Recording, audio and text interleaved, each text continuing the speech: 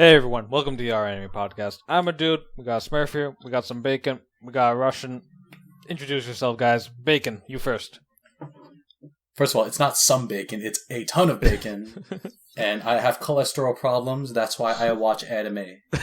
Alright, okay. Smurf, you, go. Hey, I'm Smurf. I'm pretty much just here to talk about JoJo, but I might mention some other things in the process. Fantastic, and a resident Russian. Okay, I am Kaverik, and here is some perspective from Motherland, Russia. Yeah. In anime. Nice. Oh, we gotta get that international view, guys. Yep. Alright. Alright, so today's topic of the Our Anime Podcast, adaptations. We're gonna look at, what makes a good adaptation, future of adaptations, advantages of mediums and stuff. Since we all know that most of anime is just, commercials for the source material, so this is kind of like an important thing to talk about. Let's just get right into it. Okay, so, guys, what makes for a good adaptation? Bacon, what do you think? For a good adaptation, it's gotta be accurate to the actual story, because I'm all about the story. Especially with endings and if a series does an anime only ending and it's complete crap, or it has nothing to do with the actual story, or it's one of those ass pulls, that's when it really kind of irritates me. Yeah, anime originals can be or anime original endings can be kind of annoying sometimes. Yeah. Where you'll watch something and you'll really like it, but then you'll just notice that something maybe changed, but you can't quite place your finger on it, and then you'll find out later. It's it's because that wasn't in the manga.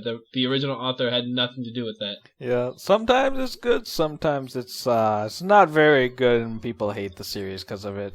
I'm not gonna name any names here. I can think of one. Yeah. No, name names right now. You want me to give you a name right now? Yes. No. Soul Eater.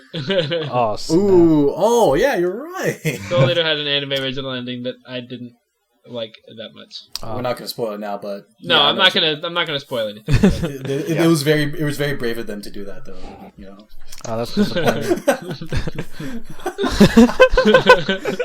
Well, anyway, it's always a hard question because, you have to either make a anime original ending or just to end anime at some strange point in the middle of the arc, or just when the arc ends and there is no conclusion. And would you prefer an anime original ending or just some random arc thing when it just kind of ends nowhere? Yeah, but see, the thing is, you can't please anybody with either option. If you do the anime original thing, the manga or light novel purists are going to get all pissy because they're like, it should have ended this way and would have been so much better like this. You guys are wrong. The director's crap. I'm boycotting this series. And then if you go midway through, you get a bunch of people who get really angry at the fact that now it's basically a fuck you. Go read the source material ending. Yeah. Which is really unfortunate. I've had a couple of issues with it. I'm actually kind of lucky. I can't think of any off the top of my head, but I can't think of any series that I really like. Never mind, I actually thought of one.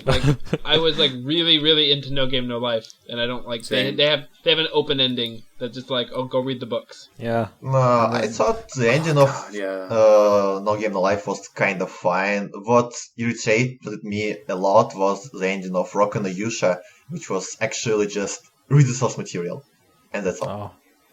Well, that's the thing. If you're gonna do an open ending, I feel like that's actually saying, "Hey, we're gonna do another season," or we're guaranteed another. It's season. kind of it gives you the false hope. Tease. That's how I take it. But if that open ending is strictly for you want to find out next, pick up the book, and I'm just man, really? Now I have to go read.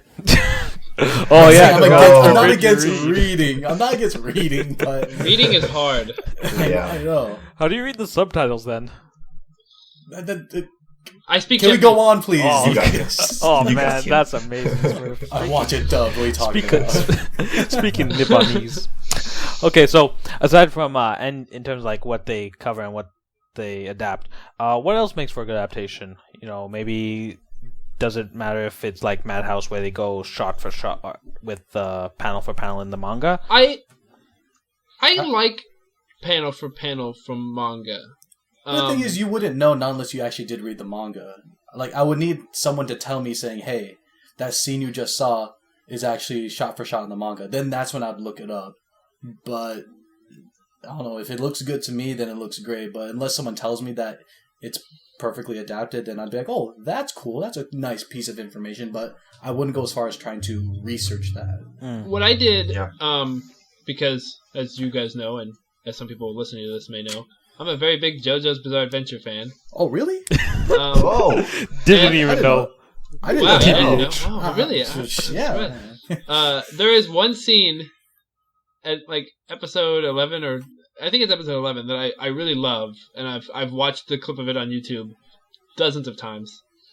One day I was actually decided to go look it up in the manga to see like how it was, and it's literally shot for shot. I think the most difference is that like one panel is like mirrored. That's like, it? Oh. Like he uses like in the manga, this guy uses his right hand or his left hand to do something, but in the anime it's his right hand. But it's the exact same motion.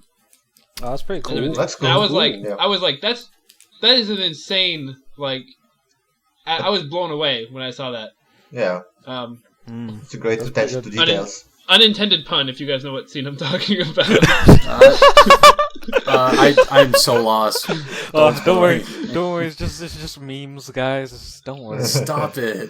Okay, so, in my opinion, I actually don't really enjoy having pure shot for shot, panel for panel type of stuff, because I feel like this is gonna go into our other point, but in terms of the advantages of having an animated medium versus a static, like a book or a manga, I feel like they really need to take advantage of the fact that you can animate scenes, and sometimes they don't really take full advantage of this, and they don't try and explore unique options that aren't exactly available with a static for a medium.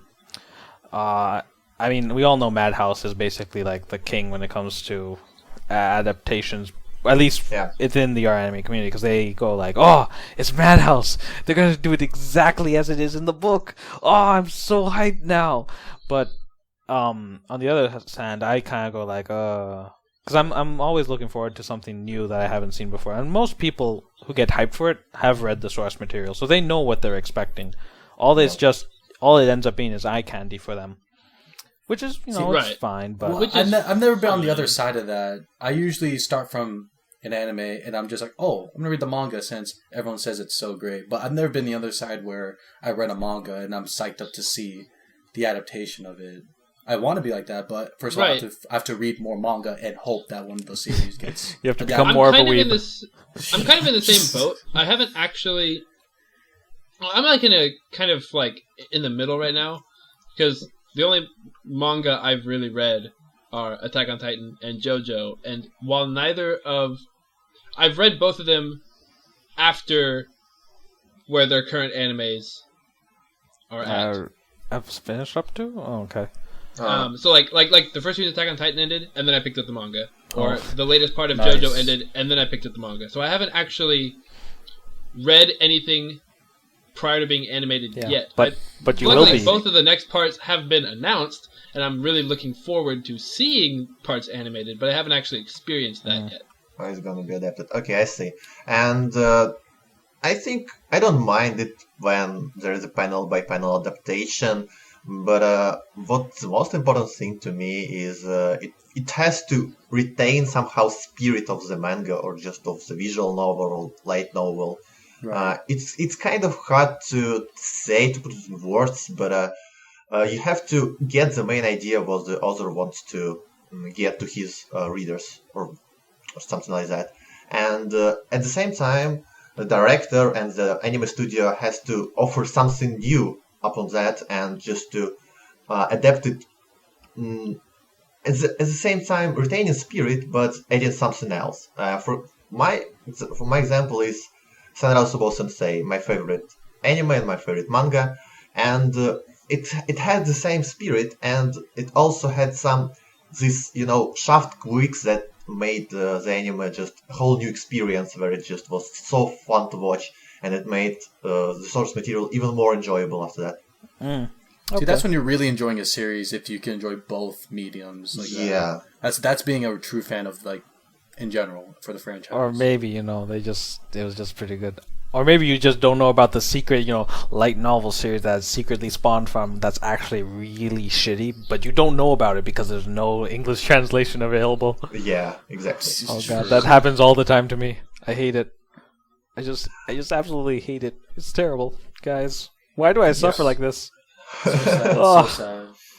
And Yeah, at the same time, faithful adaptation could not be always a good anime, actually, because, I can talk about Fate Stay Night, and apparently visual novel is quite good. I'm not the biggest fan of it, but it's quite good. Okay, and apparently visual novel and anime are different mediums, and what works in one medium doesn't work as well in the other.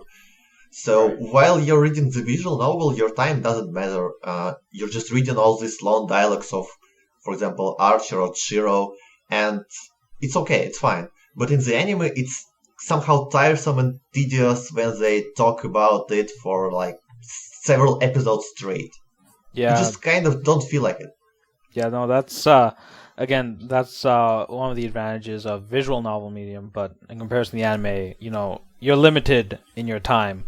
You can't just stuff more content in and be like, yeah, this is great. You're limited to whatever amount of episodes you've been approved for, and even then that's like only 20 minutes per episode, I guess. Yeah. So you have to manage your time well. And when directors do just decide, oh, we're just going to copy straight from the manga, then it becomes, or like the visual novel, then it becomes a problem because you might miss out on some things, or you might end up getting that dreaded anime original ending. Ooh! Or you just get, like, really long, dragged out scenes. NGE. Well, that's fine. Well, Bacon, I believe NGE, was that original? I don't Yeah. know. I think Because it was original. You're asking the wrong Like, guy. so it's Wow. they weren't trying to stuff a manga into an anime. It was an anime to begin with. Yeah, Bacon. Freaking getting your facts wrong. Why are you even here, Sorry. man? Get I don't know out. why you're- Get out. You're not dank enough Just- to be just- on the podcast now. Random thought. What but- if those last two episodes of NGE were actually from a manga? Nah. Like, whoa, just draw all this weird stuff all over the place. It's pretty freaky, man. Just saying. Okay. So let's move on. Since we're already talking about this, advantages of the medium. What else can you think are benefits to having the series animated over having it just image panels? I can answer this. Okay. One of my favorite shows is Hunter x Hunter. Oh, Nice. And one very noticeable difference between the anime and the manga is that the manga looks like it was drawn by a second grader. Wait. whoa. Shots No way. fired. Wait, have you guys seen the manga? No. I haven't. But I've heard Okay. the memes. Okay, because they literally look like doodles. Oh God. Togashi Nice. is very insistent that he alone draws it Oh. while writing the plot. Cool. He doesn't have assistants like a lot of other people do. So his drawings are very crude, and they're kind of sometimes hard to tell what's happening.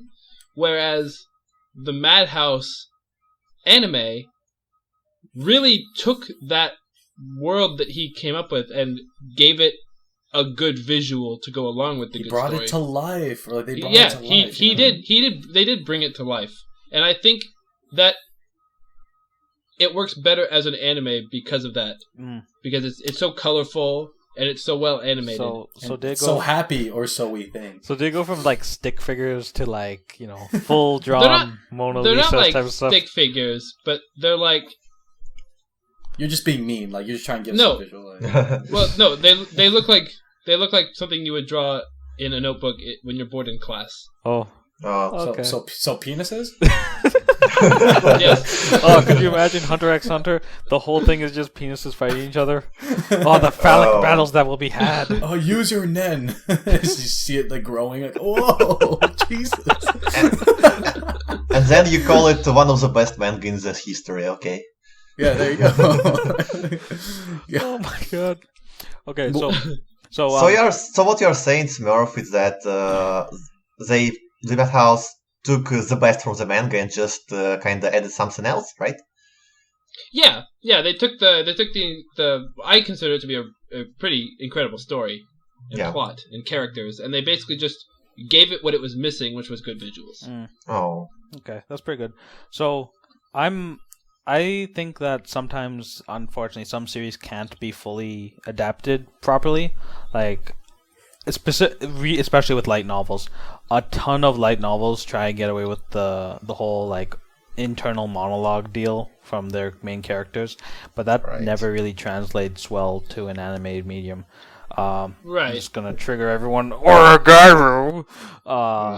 Like, it's one of those series where Hachiman has a ton of monologues in his head. He talks about some things. It's pretty interesting. It's fun to read, but that doesn't really translate well to anime because you can't animate all of his thoughts. You can't voice all of them. You can only voice a select few. So I think what the anime did was they did like the really powerful ones, like the I hate nice girls. Oh, that was a great one. Yeah. But he has a ton of stuff, and I feel like the anime ends up being weaker as a result because you miss out on these things. I think other series had this problem, like Index was an example, because Toman actually had a ton of inner thoughts that made him a lot more interesting, and then if people knew about it, maybe they weren't hated as much because, Index does kind of make things, harder to like. I've heard, I haven't read any light novels myself, but I have heard the same thing about Mahoka. Yeah. How in the anime, I didn't like the anime. I didn't like how Tatsuya was just this like really Gary Stu blank character, I guess. And it's also Madhouse. And I've heard that in the manga or the light novel, his inner thoughts do add a layer of personality to him that isn't portrayed well in the anime. Yeah. I mean, it's just something that light novels tend to do because they can, and it makes sense in their medium. But then when you're trying to translate it to anime, it really falls apart. Yeah, it's just because light novels are not time restricting. It's time restricted. That's all. You can put as many words as you want in there. People don't have to read them, but you can still put them in there. Not unless you have like visuals that are like really appealing. That's how you sell light novels, Bacon. But you can write a light novel, have no pictures, and still somehow manage to sell it. But that doesn't happen in Japan. People they like their cute moe girls. And I mean, who doesn't like cute moe girls? Yeah, I think like 90% of the light novels have like a girl on the cover just to get those sales out of at the start. Oh yeah, it works. I would fall for that. Like, hey, there's a really cute girl on here. I think she's a main protagonist. Okay, let's do it. And that's the only reason Bacon has ever watched Girls in Panzer. No, there was a tank. There was a tank on that. Oh yeah, and I was just like, whoa, there's tanks, and then there's girls on it. So the girls was like icing on the cake. Okay, icing on the tank. There you go. Tank cakes. There are tank cakes in the anime. I'll tell you. Wow. That. Yeah. All right. But going off by what you said about like monologues and all those information that you can't really fit into an anime. I kind of experienced the same thing because, I'm a fan of Higurashi, and I got the Higurashi visual novel. And how was that? I only played the first 10 minutes. I was short on time and stuff like that. But the first scene in the anime, not sure if this is big spoilers, but some crazy stuff happens, but it's unexplained. It's like something really crazy and graphic happens. But in the visual novel, while that scene's going on, because you hear the background noise of what's happening, the main character, or you, is having an inner monologue of why you're doing the act you're doing.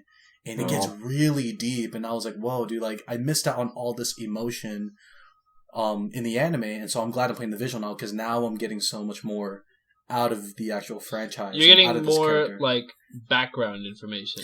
Background information, but I like more stuff understanding, I guess?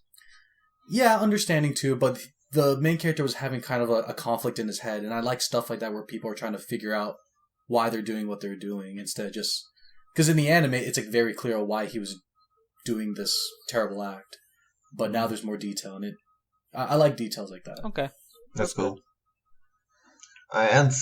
Speaking of Rigairo, like I really enjoyed the anime. It's probably my favorite anime in school setting at the moment, and I really enjoyed it. But the problem was when I watched it, I have a strong feeling that I'm missing out. That I was missing out something really important. Like there is not much stuff adapted, and as I've heard, you just there are so many books of Rigairo, right? Like hundreds or thousands of pages, and when you just stuff them up in 13 episodes, it's just not enough. It's just not enough time for that. Yeah, that's another thing with a lot of these adaptations. It's how much they adapt. Because when you start to rush things, you miss out on some other important things. I know that in Origairu, at least, it's not too bad. You miss out on a lot of like little slice of life stuff. So, which is fine because you're cutting the fat, right? Yep. You're cutting filler, which is perfectly fine. That's a good choice by the director. But on the other hand, you might end up cutting things that show character motivations or important things that show character development, and it's a really difficult job then for the director to figure out, okay, what do I want to keep, what do I want to axe, what is useless fan service crap, except I need to add fan service because otherwise no otakus are going to watch my thing. Then I'm not Which going is to get sad. figures. That's really sad if it comes down to that, by the way. And it seems in Rigairo every small details matter. So yeah. It's one of those, just really thought-provoking series. It requires you to be smart, guys. That's why it's deep. Only smart people can get it. Just saying. Whoa, dude! I watched the first season and. But you said you get it though, right? Wait, what? Never mind. Bad joke. Okay. All right then. So moving on. What do you guys think about the future of adaptations? Because we all know that most things nowadays are adapted, and it's pretty much just to promote the source material. But do you think that's going to change in the future, or do you think it's going to stay more of the same? Or do you think it's going to get even worse, and things are going to get like adaptations are going to become even shorter? They're going to have less information. They're going to have more filler and tell people, you want to care about the story? Go read the light novel. I think, for me, I think it's going to get a little worse because it really depends on what studios want to pick up, what series or whatever series that's popular. Personally, the reason I think it's going to get worse because I'm really crushed that Studio Mangold is gone because they're the ones that did The World God Only Knows, and I just realized that I finished The World God Only Knows manga a long time ago, and knowing that they're gone kind of hurts me because I'm like, oh man, I want to see those next parts of that story to be animated because I know the ending now, and I would love to see it end beautifully. Yeah, I think that's the only series I know of. Yeah, I'm in the same boat as you. I really want to see The World of God Only Knows finish. I caved in and read the manga after I finished the third season. It was very nice. I enjoyed it a lot. All right. Yeah, this is a World God Only Knows discussion now. Let's talk about more about that. No. Okay. I think everyone wanted to The World God Only Knows to be animated to its fullest, but first 2 seasons were just really well adapted. They stayed true to the manga material and retained the spirit, and they just were amazing overall seasons. And the third season, while it was very strong on its own, it just kind of skipped previous chapters. And if you're anime only watcher, there was many characters who appeared out of the blue, just appeared out of nowhere, and you had to somehow guide these characters through the manga, and it was not really nice. And these characters were important in the third season. And which show did you say this was? The World God Only Knows. Oh, okay. Yeah. Have you seen that, Smurf? I have not. Probably no. hasn't. Oh, But you, Smurf, you can talk about JoJo at least for in terms of future adaptations. Smurf's turn. JoJo. Yeah, I think so. I feel like at this point, if we want me to talk about JoJo, I feel like JoJo will be fully adapted at this point, at least up to the end of part 6, because a lot of people were kind of speculating that the anime was being made from part 1 for the purpose of doing a new adaptation of part 3, and that it was like, oh, well, they did part 3, now it's over. But now that they've started part 4, now that they've announced part 4, people think, well, now there's no reason for them to stop at a specific point. Now they might just go up until the end of part 6, which in the story of JoJo, that would be like that's like a pretty definitive ending. Yeah. At that point. Yeah, I remember that because I read part 6, but I have not read part 5. People think that do it. People think that part 6 might be where they the next stopping point for the anime, and then potentially go out further from that. Although by that point, part 8 might be done. I don't know. Maybe it depends. So JoJo's ongoing. Just still going. Wow. Still going strong. They're in chapter 40 something of part 8. So they're I think about halfway into part 8 right now. Yeah, it's a monthly series. Manga. Yeah, it's going on for a long time. I haven't seen JoJo yet and haven't read it, but as I see, if the previous parts were quite good adapted, right? Yeah. Quite well. They were very well adapted. Yes. Yeah, and as long as the franchise stays with the same people who adapted previous seasons, I think the whole anime adaptation will be fine. It will be fine. Just because it stays the same. At this point, at the time of this recording, we don't know who's adapting. We don't know which studio has part 4. Wouldn't it be David though? Because they did a fantastic job. David currently has another anime that they have announced. Oh my God! I'm getting worried. Getting more work because of how well they did on JoJo. They're making a Monster Hunter anime. Oh, that's pretty good. That's another adaptation. And the JoJo director is directing the Drifters adaptation. So we don't actually know what's going to happen with part 4 right now. Well, that'll be interesting to see what happens then. For me, in terms of adaptations, I look forward to. I'm hoping Origairu gets finished because, well, I'm more interested in the light novels because I like those more. But I'm still, kind of. I need pictures. You like the visuals? Yes, I like the pretty pictures, guys. From what I've seen, from what I've seen, the pictures are very pretty. Yep, no, they're very, very pretty. They're not lewd pretty either. They're just. That's what I was pretty. Asking about. I was thinking they're nice and colorful. Yeah, that's the really important thing because for some reason a lot of light novel authors like to make lewd pictures because then the guys are like, oh, it's my waifu, she's half naked. Oh. So by everyone you mean you. Wow. Wow. Fuck you. God. I don't have to deal with your sass today, man. Well, I don't want to deal with your ass, man. Not your buddy friend. Okay, whatever. Let's move on. Okay. Is there enough material to adapt to make the 3rd season of Origairu?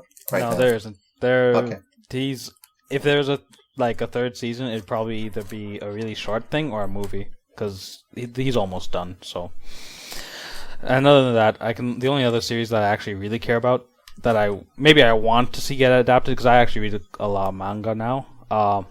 There's a couple series. I heard that Kono Kate. I'm horribly butchering this name, but it's the Deaf Girl manga. That's getting an adaptation. I read that recently, and I was pretty happy about that. It was KyoAni, so it's gonna be pretty solid. Yeah, we'll see. And the only other thing I can think of is some other favorite mangas of mine that are kind of new, and I'd like to see them get adapted, but they probably won't because you have to wait to see if a manga actually survives getting axed in the first couple chapters. Some aren't so lucky. very few make it past 20 chapters. So, just gotta pray. Just gotta pray. Speaking of future adaptations, there were an announcement a month ago about Rewrite Anime, and Rewrite is a visual novel made by Key, and it's one of their better ones. And I'm kind of worried about it because it's again 8-bit studio who is going to animate it, and it's the same studio which animated Grisai no Kajitsu, and Grisai no Kajitsu was not the best adaptation, to say the least. And if we're going to have a 13 episodes adaptation once again, it would be awful, probably, because there is like 50 hours of reading of the visual novel, and how they could even stuff these hours into 5 hours of screen time, I do not understand. Maybe they'll just do like an open ending. Yeah.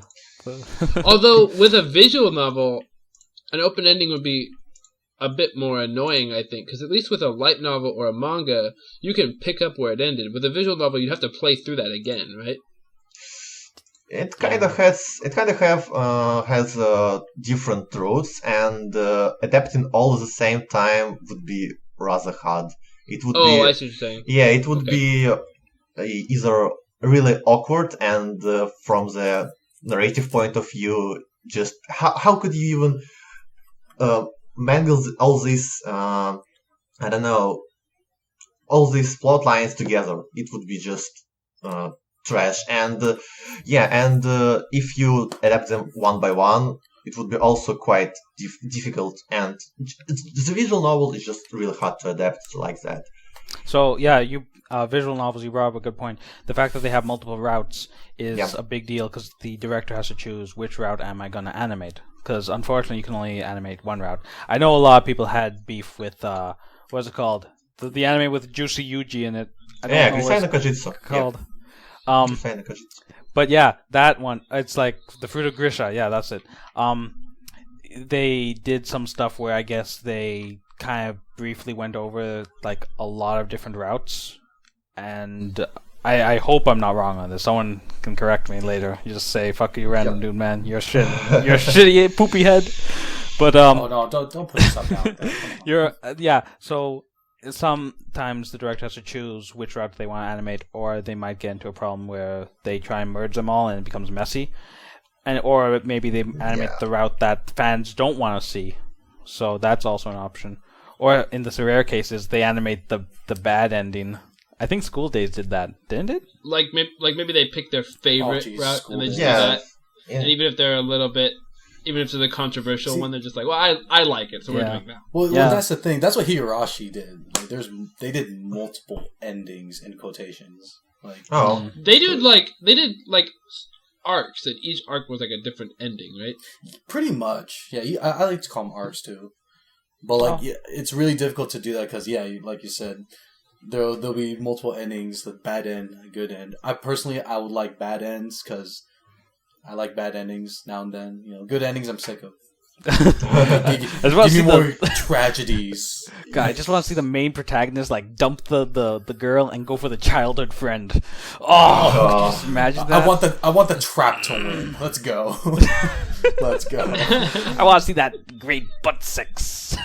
Yes, they're really gonna animate that. Okay, I think that's what they call hentai. Which, by the way, they do adapt some good things. Don't ask me how I know. Well, actually, the thing is, people are so eager to see a childhood friend ending, and in anime it never happens. While in the visual novels, there's almost always a road which covers the childhood friend scene, and it's really nice, and this road was in Grisai no Kajitsu, in Steins Gate, while these characters were kind of minor, I guess, in the anime. They were big figures in the visual novels. And to kind of get the whole picture, you have to read the visual novel here. Okay. So, we've been talking about a bunch of stuff with visual novels now. Let's move it back into general stuff. So guys, what do you think are bad examples of adaptations? We're specifically talking about anime here. What anime have you seen that you've been like, oh my god, I don't want to watch this anymore. It's so shitty. It's just like, why? Well, I kind of feel bad for mentioning this one because I haven't actually read it, but I've heard many bad things about the Tokyo Ghoul adaptation. As an adaptation, as an anime, I mean, to begin with, I didn't think it was great. I didn't mind it, but I didn't think it was that great. But from what I've heard as an adaptation, it's kind of rushed, and I know that the second season is like it's like I know the second season is like a weird hybrid of like anime original. And it goes off to a different arc, right? Or like its own route. Well, it's like an alternate timeline. Like it's like an alternate time. Yeah, where it's like, I mean, I don't want to go into too many spoilers, but the main character in the manga goes with Group A, and in the anime he goes with Group B. Oh, okay. So it's like an alternate path, but it's like they have him go on a different path, but they tried to just squeeze in all of the iconic fight scenes, even if they didn't even make sense. Wow. So basically, we have the background info from the manga, but now we have like an anime only route. Kind of what happened, like kind of like that. That's a weird way to put it. I don't know. It's like a different route. Now I haven't read. I mean, I could be dead wrong. I don't think I am because I read a lot of the discussion threads. And people on I read people forums. They're always correct. But that's what I've heard, and I've heard it pretty consistent. I haven't really heard anybody say that that's wrong. So I think I'm right here. Saltboard. What about you, Bacon? What series have you watched that you've been like, no, this is a shitty adaptation? I've heard. So I have a really good thing. I have a close friend of mine that reads a lot of manga. Akame ga Kill comes to mind. So the reason why is because the concept of Akame ga Kill was very simple. I think a little too much comedy thrown into such a series that's supposed to be really dark and really gory because, you know, the word kill is in its name, even though Kill la Kill didn't really follow their name. But the thing is that I was told in the manga of Akame ga Kill, it's a lot more darker, gorier, and really messed up. And he told me one scene that kind of made me cringe really hard. I'm like, no wonder they couldn't. Maybe it was one of the reasons they couldn't animate it was because it was so dark and gory. I think I know what scene you're talking about. I think I told you guys about it, but I've heard about that scene, and it's like if that would be like really pushing the limit, or like that would be like really like towing the line between like what's acceptable and then what's not. And the ending for Akame ga Kill was meh, like even I know that they kind of pulled like an ass. They kind of fantastic, guys. I was gonna say they sort of pulled like a Walking Dead, where some characters in the show died, but they're still alive in the manga, or at some point maybe a character will die in the manga and they survived in the show. Oh, right. And it would be like two different things. I just think Akame ga Kill could have been better. Yeah. But I can understand that there were boundaries in terms of, you know, what could be shown and not. I think if they did like an implied, like let's say if they got that infamous scene from the manga and implied it, then that would have been nice. But then we'd have to deal with like black censors, like in Tokyo Ghoul, that dreaded black censoring, the negative zone censoring. Maybe just go straight to Blu-ray. I don't know. I feel gory scenes in Akame ga Kill were quite nice, and the dark part was definitely there. While in Tokyo Ghoul, for example, there was just this, you know, black screens all the time where they censored a severed hand. Wow, that's gotta save those children, guys. Gotta protect the their worst innocence. thing the worst thing they censored, the worst censoring that I saw in Tokyo Ghoul, and this is the biggest example that I always bring up. There's a scene where Kaneki is walking down a hallway, and he looks down and sees something on the ground. And I was watching the censored version, and when it shows what he's looking at, the whole floor is just black. Oh. I didn't realize he was like. I didn't even know there was anything there. I thought it was just like a shadow. Oh Like, my god! The lights and, like, in the room are lit up, and yet there's a shadow on the floor. So, Like, what so he's the- looking down. I thought, so he's looking down and stopped. I thought he just like stopped and was like thinking to himself about something, and then he like stepped over the black, and I'm like, wait a minute, what? Is there something there actually? So he's just stepping over something. I have no idea what it is. I looked it up later, and it was a plate covered in blood. What? Really? Just a plate? Oh. Oh my god! Man. Like, yeah. I got no. Well, sorry. That's really like what the fuck? That's pretty funny. And it's like that's really extreme censoring, and I think that's Random thought? Wasn't there a scene where like two people were holding hands and they censored that? Oh no, that was like a fan. Yeah. I think it was a fan. Okay, it's just sorry. a joke. Okay, But yeah. no, it's a free. I mean, but let's be honest here, guys. That's really lewd. We do not. We here at the R Anime Podcast do not approve of lewd actions like that. Make Holding sure hands? when you hold hands, do it in private, okay? I'm supposed to put condoms on my fingers? Like what? Make sure you have now. consent first before you hold hands, okay? I Okay, can guys? agree with that actually. Okay, I'll keep it in mind. Practice safe hand holding. It's important.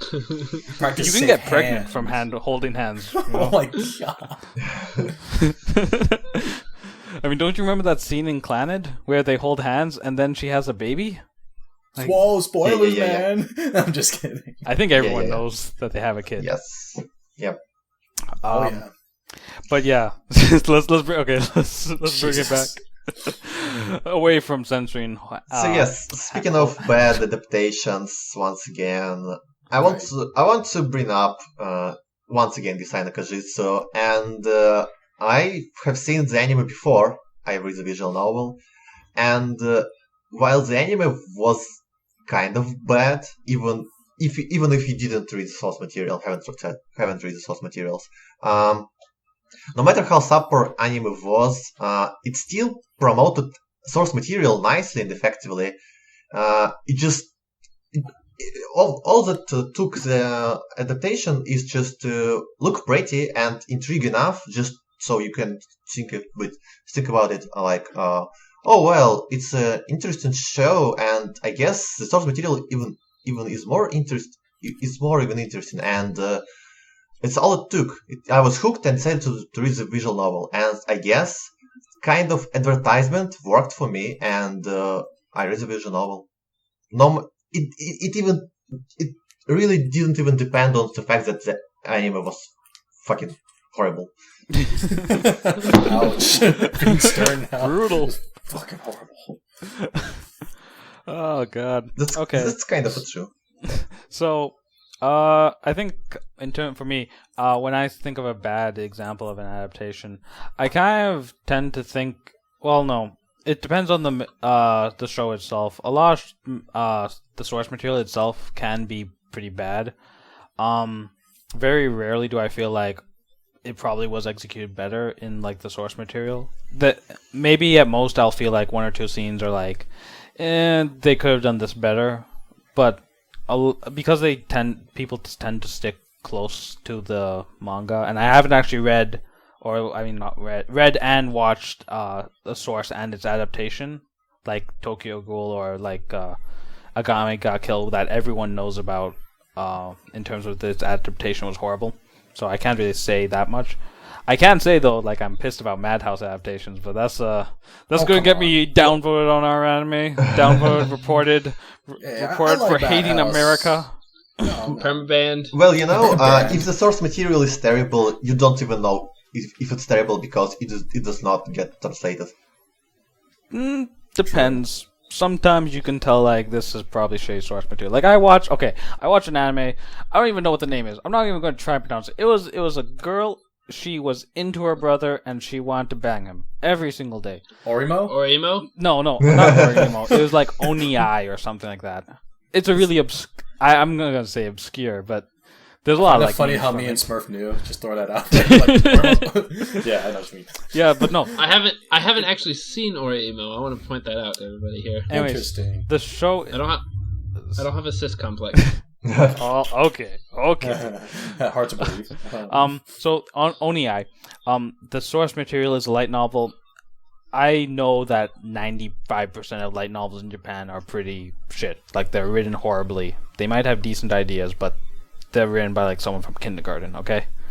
Because you were saying, I think you've mentioned before that light novels can be written by just about Yeah, anybody. pretty much anybody. So I could write one. No, Yeah, 'cause we can write one. Nice. You're not Japanese. I might be misinformed in terms of what the Japanese education system is like, but from what I remember, they're taught to convey the point, but not to say it eloquently. So that has that's a very big factor in writing novels, because you can have a character you can have like that standard, my motivation is I need to fight for my friends. Like, you can just leave it at that, right? Sometimes they won't try and go deeper in to do the type of stuff, or they might not have an idea of how to structure their overall story, right? Because I think everyone knows about those one or two series where they just kind of keep going and going and going, and they keep adding stuff. There's no clear idea of how they want When it'll end. Yeah, But- how they want it to end. They want to just keep going as long as it's profitable, and In then before Bleach. yeah, and then they I was going to say in before One Piece. they Whoa. sprinkle in some bits of character development, so then when they inevitably are finishing up, they can just wrap things up quickly. And that's a problem. Like, very few writers actually, at least from what I've seen in Japanese anime and manga and light novels and stuff, they don't really have a clear idea of the whole story that they want to write. Okay. So, But but that's don't just, have the whole picture of what the story is about, yeah, right? yeah, they don't. Okay. That's They weird, keep it man. going. Like, how do you not have an idea? Like, you just start writing and then you just don't stop. No, Like, no, all right, 'cause this is all good on the fly. This is gonna be great. It's possible. Like, you can just write stuff like, oh, I want to see this situation happen, or this happen, or I want to see the childhood friend lose horribly when she sees the main character kiss the transfer student. I have What the- sometimes in some shows, and I can't think of any like specific examples off the top of my head, but I have noticed in some shows, instead of feeling like an overall story, it just feels like multiple sectioned off stories Yeah. involving the same characters. I mean, like, kind of arcs, but not like... Yeah, kind of arcs that have, like, no actual connection to each other in any way whatsoever. It's just like, oh, here's a scenario. Okay, now let's abandon that completely and move on to the next scenario. Okay, now you're talking like Let's abandon slice that. of lives right now. Like, I feel No, we're all getting to that can area. happen in other. Not really. series. Slice of life's different. I think I kind of noticed that a little bit with I don't know, maybe Assassination Classroom. Yeah, but Oh, that's I one of see. those mangas that are meant to go as long as possible while they're still profitable. And Is it shonen, right? yeah. It is. Yeah. Okay. Or Okay. I felt that way when I was watching Overlord too. Mm. I felt like there were multiple sectioned off points that didn't really connect to each other at all. Yeah, I could see that. Like, I don't even remember what half the show was because it just didn't Dude. seem relevant at all when I was watching it. All you need to remember from that series: Spooky Skeleton Man. That's all you need to know. Just I feel so lost. thanks, Mr. Skeletal. Oh god, that was cringy. That was forced, guys. Okay, let's not get into buzzwords. Stop it. Stop it, please. All right, so let's talk about something else. How about how familiar you are with the source material and how that affects your perception of the adaptation as you're watching it. So, I'm sure, well, Smurf, for you eventually when Part 4 comes out, you'll be able to judge it based on how closely it follows the manga. I'll be able to Joe judge it. Oh, What about you, Kavrik? What are your thoughts when you're watching a series you've already read the source material about? yeah, it kind of depends once again.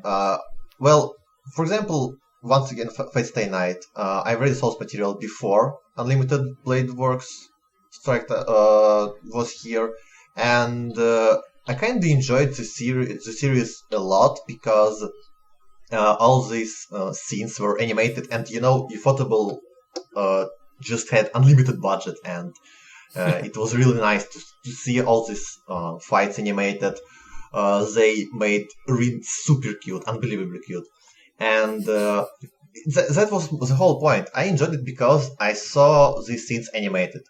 While I didn't think that the whole anime was of somehow amazing level, it was alright for the most part. Especially the second part was not as good as the first one, and I just really wanted to see cute pictures of my favorite characters, and that's what I got. Doesn't everyone? Yeah. I just want to see, the adaptation happen so then I can get the doujins coming out. Oh, God. Okay, real quickly before I get to my part. Speaking of doujins, alright? Believe it or not, Yeah. So there's a doujin adaptation of Madoka Magica that I read before I watched Madoka Magica. Really? Oh my This is God. the first time I've ever mentioned this to you guys, because I know people talk about Madoka Magica, and I'm just like, oh yeah, I should watch it. And then I was on a certain website, and I clicked on a couple of things, and this one was in full. This one was in full color. Okay, And- bacon. What? It's okay. We get the idea. Okay. No. This is just that- PG-13. Okay, please. No, I'm not going to go into detail, but the point is that it's funny how that adaptation brought me to Madoka Magica. Oh, So wow. it's just The doujins promoting the source material. yeah. Well, that's the thing, because I thought to myself, this must be a great No, it wasn't until the end I realized I was reading Madoka Magica because the characters look familiar, and I was like, this would be a great. Oh, it is an anime. Oh my god, I should watch it. And then I went back to it after I finished the anime. Like, all right, now I can indulge in these characters. Oh my God. Not in that way, but That's rather weird. this quite you. Oh my God. What was I saying though? For me, I'm up to not fully up to date because there's like 1,000+ chapters, but Hajime no Ippo, they have 3 seasons and it's all done by Madhouse. And the thing is that it's the same thing, so I'm excited for it because they haven't announced another season yet. I'm hoping they do because they have so much material to work with. But if another season does get announced, I feel like nothing changes because it's the same thing. The character finds another person to fight. He prepares, and during the fight, oh no, I didn't expect this, I didn't expect that, and then whether he wins or loses, like that's all I'm hoping for. And I just want the same thing to be done with the previous 3 seasons of Hajime no Ippo. That's all I'm looking forward to. I can't really think of a way for them to screw it up, because there's really not much to screw up there. It's just fight after fight after fight. Training, fight. Like you can't screw up with it unless you do a filler episode, but that's not that bad in my opinion. I just feel that it's easier to adapt sports mangas because they are quite simple. They just it just follows the same formula. We have some protagonists or team of protagonists who just prepare, talk about stuff, just hanging around, and then they have tournament. And they kind of win or lose, and they just the tournament arcs. Guys, don't do this. Now I can't watch sports anime ever. No, dude. Hajime no Ippo is more than just sports. It's about what it means to be strong. What it means to be a real man. Yeah. Bacon actually did bring up one thing that I do wanna a question I do wanna bring up is, how do you guys feel about filler that's added to an adaptation? I'm not a big fan of it because most of the time you have enough source material to go off on. Like, you should only do an adaptation when you actually have, a solid amount of content. You don't do an adaptation of 1 volume of content. That's really stupid. Yeah. Right. So, but adding in like filler and then not getting to the end of like or catching up with the source material is pretty bad. So like an example that you probably don't agree with is like Naruto, how the source is done and they're still adding. Yeah, that's pretty stupid. I think a lot of people just kind of like or they actually hire have better writers. I don't know, because like some of those filler episodes were like terrible, but then there's that one good filler episode. Everyone knows what I'm talking about. I actually don't. The ramen episode. Same. Oh, okay. Oh, I thought you were talking about the Kakashi Mask episode. Oh, that's the second best. Those are the only 2 that were legit. Like, okay, this is fun. One show that I really, really enjoy the filler in is Fairy Tail. because the filler. So I believe the fairy tale manga is just like big arc after big arc after big arc, and I don't know how much content there is in between. The filler is actually episodes added in between arcs, and it's just like, so like the big arc will be like, oh, we have a job to go to this island and do this thing, and it turns into a much bigger, like, plot than they expected it to, like than the characters did. Yeah. But the filler episodes in between arcs are just like, hey, we got this really small job to do like this one thing that takes an episode. Oh, okay. So it actually like is like, it's still the jobs they're getting. It's just not the big huge jobs that they get. It's like their everyday small jobs, which I do like that as filler because it does add. Because that's exactly what they're doing off screen already. Anyway, you're just seeing it now. Okay, that's cool. Anyways, Yes. guys. Speaking of just a rather small point.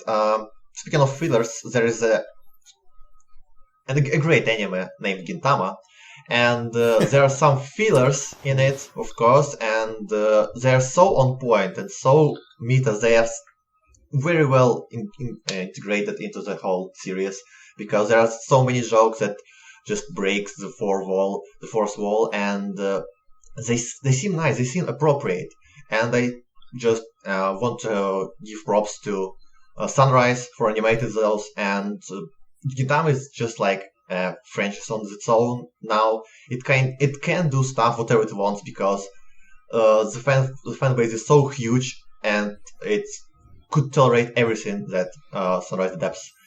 They have faith in it, and it kind of, and it shows Sunrise, I don't know, their potential and their creativeness, how they could make this filler episodes one of the best in the Gintama. Okay. So guys, we only have like a couple minutes left. We gotta wrap things up. Let's just go through a quick question. Just quick yes or no, 5 seconds of explanation. Is the source always superior to its adaptation? Bacon, go. Oh, yes or no? Pass. Next. Fuck you, man. Smurf, go. You put me on the spot. I don't think it is. I think there are times when the visuals and the sound benefit the source. Okay. Cav, go. Yeah, I think source is almost always superior to adaptation because it's the author who knows the best how to show his story to the public, and anime is usually made by some third-party people. Okay. Yeah, I agree. Most of the time, source is pretty much the better one, but there are a few instances where I actually prefer the anime. One specific one that's recent, actually, Gate. I actually really enjoyed its adaptation because it did unique stuff with its shots and pacing and stuff, and the characters got all pretty-fied. And it stuff. did. That's the one that I hope I'm not thinking of a different show, but that's the show that did like.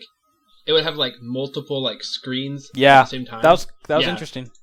That was really cool. Yeah, can I say my answer? Yeah, go Bacon. Come on, back to you. Yeah, Go. I say yes.